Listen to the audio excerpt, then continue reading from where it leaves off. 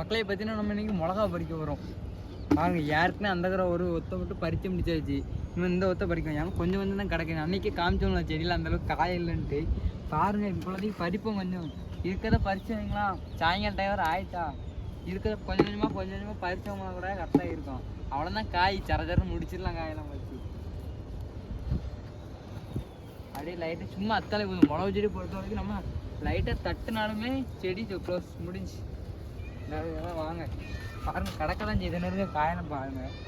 பரவாயில்ல, நல்ல காய தான். ஏன்னா அன்னைக்கு கிடந்ததுக்கு இன்றைக்கி பரவாயில்ல. மருந்து அடிச்சோமா கரெக்டாக சம்பளம் காயெல்லாம் வந்துட்டு நம்ம காய் கூட பறிப்போம். வர எப்படி இவ்வளோ காய் தான். ஏன்னா நம்ம அன்றைக்கி செடியே அன்றைக்கி காமிக்கிட்டு அதுக்கு பரவாயில்ல. இன்றைக்கி செடி பாருங்க, ஒரு செடியும் எவ்வளோ பெரிய செடி ஆகிட்டு பாருங்க. அன்றைக்கி காமிச்சதுக்கு இன்றைக்கி பரவாயில்ல, செடி பூரா கொஞ்சம் பெருசாகிட்டு. ஏன்னா நம்ம உரம் வச்சு தண்ணி பாய்ச்சி விட்றோம். அப்படி செட் ஆகிட்டு அப்படி பார்த்து தான் பறிக்கணும். சரிங்க, லைட்டாக அத்தாலே வந்துடும், செடி நொடிச்சுப்போம். இதான் மிளகா செடியை காய் பறிக்கிறது டேஞ்சர் பாருங்கள். காயெல்லாம் பரவாயில்லாமல் தான் இருக்குது. மருந்து அடிச்சுனாங்கன்னா சொன்னோம்னா அன்றைக்கே மிளகா செடிக்கு மருந்து அடிக்கலன்னா அவர் ஒன்றுமே செய்ய முடியாது, செடியை பார்க்கவே முடியாது.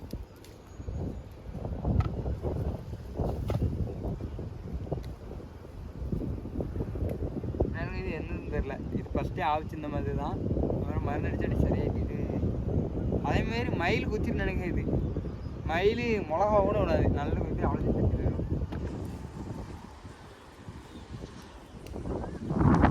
நம்ம அப்படி கொஞ்சம் கொஞ்சமாக பறிச்சாலும் நீ சாயங்காலத்துக்குள்ள பறிச்சு. யாருக்குமே எப்பவுமே ஆனால் 6 மணி ஆக போகுது ஆயிடுச்சுன்னு நினைக்கிறேன். ஒரு 6:30 வரை பறிச்சாலே அவ்வளோ தான் இருக்குது. கொஞ்சம் நல்லா இருக்குது, பறிச்சு முடிச்சிடலாம்.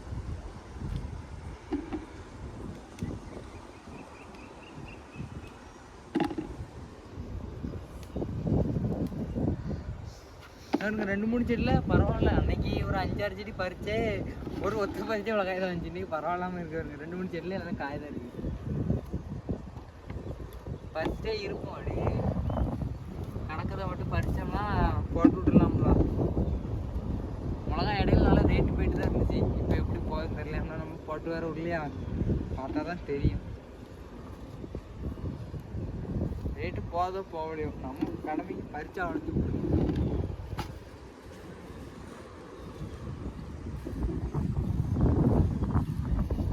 செடி தான் பெருசாக இருக்குது, காய விட்டு இதில் பரவாயில்ல. இது வந்து நம்ம ஏரியாவோட கேரளாவுக்கு அதிகமாக போக முடியாங்க. சாம்பார் மிளகா அப்படிம்பாங்க. மிளகா பொறுத்த வரைக்கும் நல்லா பார்த்தோம்னா ஒரு வருஷம் வரைக்கும் நல்லா கிடக்கும். நம்ம அதுக்குன்னு பார்க்கணும். நல்லா மருந்துலாம் அடி. நம்ம இதுக்கு இவ்வளோ நாள் வளர்க்க முடியும் 3 வாட்டி களை வெட்டியாச்சு. சின்ன இடம்னா சரிதான் வைக்க. காய் பூரா பறிப்பு அப்படி கொஞ்சம் கொஞ்சமாக பறிச்சாதான் பறிச்சு முடிச்சுருக்கு. பார்த்து பறிக்க வேண்டியதாக இருக்குது. செடியை நைஸாக அரைச்சி அப்புறம் கையில் வந்துடுது. இன்னும் இவ்வளோ காண்டி இடத்துக்கு ஆள்லாம் விட்டோம்னா சரி வராது. ஏன்னா ஒரு மூடியே தேருமான்னு தெரியல. யாருக்குன்னு ஒரு ஒத்த பறிச்சு 2 பக்கெட் காய் தான் வந்துருக்கு. சுற்றி பார்க்குறோம். மற்ற தோட்டம்லாம் அப்படி வரிசையாக ஒழிச்சு போவாங்க. நம்ம தோட்டத்தில் அப்படி காய் இருக்குது. அடுத்த வாட்டிலாம் போட்டோம்னா சம்முன்னு பார்த்துருவோம். ஏன்னா தெரிஞ்சிருந்தா நமக்கு. அதுக்குன்னு மேல்ட்டால பார்த்துட்டு காயிலேருந்து போயிடக்கூடாது. இன்னொரு உள்ளே பார்த்தா உள்ளே 5-6 காய் கிடைக்கும்.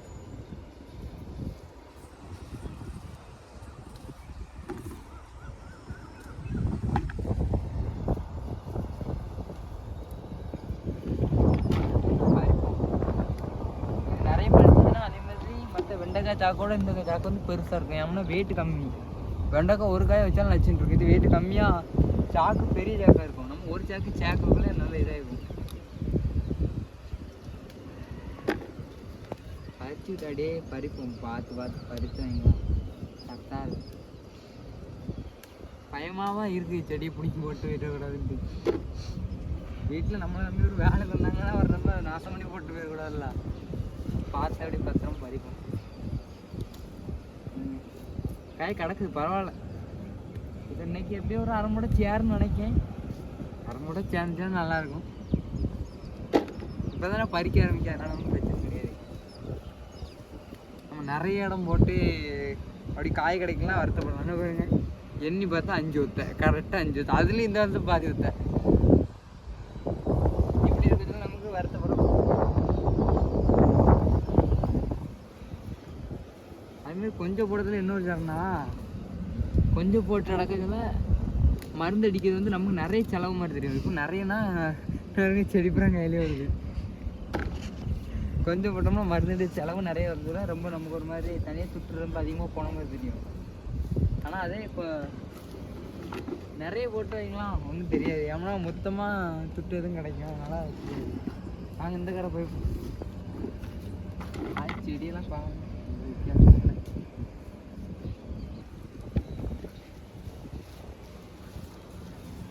மக்களை இப்படியே நம்ம பேசிகிட்டே இருந்தோம்னா காய் பறிக்க முடியாது. இதை கொண்டு தட்டிட்டு இதோட அந்த வீடியோவை முடிச்சுக்கிடுதேன். மறக்காமல் சப்ஸ்கிரைப் பண்ணிவிட்டு லைக் பண்ணி ஷேர் பண்ணுங்கள். வாங்க நம்ம இன்னும் வீடியோவில் பார்த்துட்டு பறிச்சிட்டே இருந்தோம்னா செடியை பரம் பிடிங்கி போட்டு வரும். அடுத்த என்ன இதெல்லாம் பழுத்த காய். அதில் காய் முன்னே காயெல்லாம் பழுத்துடும். பரவாயில்ல பாருங்கள். முன்னே பாருங்க, அன்னைக்கு ஒரு வருஷத்தில் பறிச்சது. அன்னைக்கு பரவாயில்ல பாருங்கள், ஒரு வருஷத்தில் உள்ள காய் கிடச்சிருக்கு. நம்ம ஃபுல்லாக பறிச்சோம்னா இப்படி ஒரு அரை மூட்டை, இதுக்கு அரை மூட்டை வந்தால் காணும். இன்னும் இவ்வளோ காண்டு தெரியும். தூக்கி பார்த்துச்சிங்களா, மிஞ்சி போனால் ஒரு 5-10 கிலோ இருக்கும். 10 கிலோ அவ்வளோங்களே இருக்குமா தெரியல. சரி வாங்க அடுத்து பறிக்கும். முடிஞ்சு இதோட முடிச்சுக்கணும். மறக்காமல் ஃபஸ்ட்டு சொன்ன மாதிரி சப்ஸ்கிரைப் பண்ணிடுங்க, லைக் பண்ணுங்க. பின்னாடி கிளைமேட்டை பாருங்கள். நம்ம தோட்டத்தில் இருந்து பார்த்தாங்க இருக்கிற கிளைமேட்டை பாருங்கள். இப்படி இருக்கிறதுல சாயங்காலமாக வீட்டுக்கு போதே தோணாதீங்க. அப்படியே ஒரு இதில் பறி. இதோட இந்த வீடியோ முடிச்சுக்கிடுதேன். வருத்தப்படாதீங்க. அடுத்த வீடியோ உங்களுக்கு இன்னும் கூடி சீக்கிரத்தில் 2 நாளில் வரும்.